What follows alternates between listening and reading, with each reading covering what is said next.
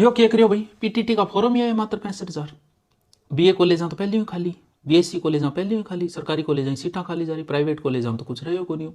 एक बीएड का पान थोड़ा बहुत काम चाला हो, 27,000 तो बा फीस ले लिया, कुछ डोनेशन नहीं आने का अलग ले लेता, और इनके बाद में टी पार्टी का नाम 500 अलग ले लेता, नहीं आने का 1000 अलग ले लेता।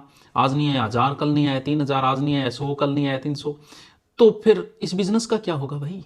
65,000 ही फॉर्म आए, कैसे काम चलेगा भाई? ये बड़ी गलत बात है, क्योंकि थोड़े बहुत काम ही इसी की वजह से चल रहा था कॉलेजों का। तो 65,000 में 40,000 तो मास्टर नहीं आए, 40,000।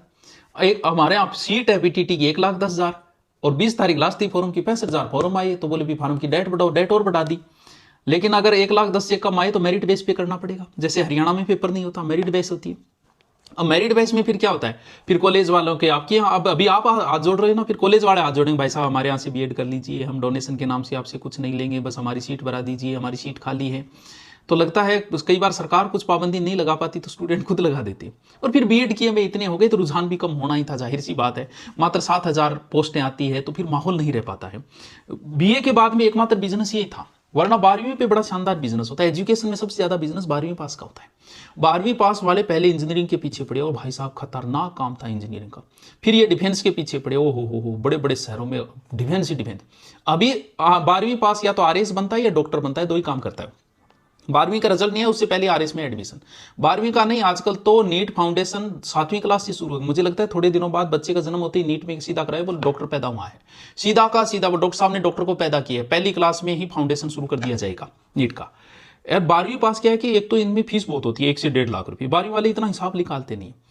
अब जैसे नीट की जो फीस है, अब एक बात, बच्चा 12वीं के बाद में जाता है नीट करने के लिए, 2 साल तैयारी के लगते हैं, 5.5 साल की कॉलेज, 7.5 साल हो गए, पीजी करता है। अगर मान लो 7.5 बाद फिर डॉक्टर का पेपर करके 10 साल तो उसे वैसे डॉक्टर बनने में लग जाए। अगर वो पीजी करे तो 3 साल अलग, फिर वो सुपर स्पेशलिस्ट बने तो 2 से 3 साल अलग, यानी कुल मिला के 15 साल उसके जीवन के लग जाते हैं। और वो डॉक्टर बनता है, फिर आदेश आता है एसडीएम का कि हम चेक करने आ रहे हैं, सारे डॉक्टर इधर उधर इधर उधर बोलो, आज एसडीएम साहब चेक करने आ रहे हैं, आज कलेक्टर साहब। तब एमबीबीएस करने के बाद थोड़ा समझ में आता है कि यार हमने तो इतनी तैयारी की है, 2-3 साल तैयारी करके भी ऐसे हो गए। तो कई बार क्या होता है कि हिसाब निकालने के बाद गड़बड़ हो जाए। अब बीएड का इतना ज्यादा हो गया, राजस्थान में 15 लाख बीएड किए हो गए, कितनी और बीएड करेंगे? तो बीएड में पीटीटी में ना कोई टेंशन नहीं है, हरियाणा से कर लो, बेचारा निराकट आ जाओ, एमपीआर निराकट है, जम्मू जाके करिए आओ। थोड़े दिनों बाद में क्या होगा, जैसे अभी जैसे मैं ये फूल फेंक के मारूं तो बीएड किए हुए के लगेगा, और थोड़े दिनों बाद जैसे ही फूल फेंका जाएगा तो किसी डॉक्टर के लगेगा। यानी 1,000 के ऊपर भारत में एक डॉक्टर हो गया वर्तमान में, रजिस्टर्ड डॉक्टरों की संख्या देखें ना, उस हिसाब से आने वाले समय में आपको एमबीबीएस डॉक्टर ही मिलेंगे। हर साल 1.5 लाख डॉक्टर निकल के आ रहे हैं, 1,10,000 वैसे कुछ विदेशी कर लेते हैं, 1.5 लाख हर साल निकल के आ रहे हैं। और जैसे हमारे यहाँ बीएड के निकले थे हर साल 1.5 लाख, उसी हिसाब से तो ये दोनों ही नौकरियां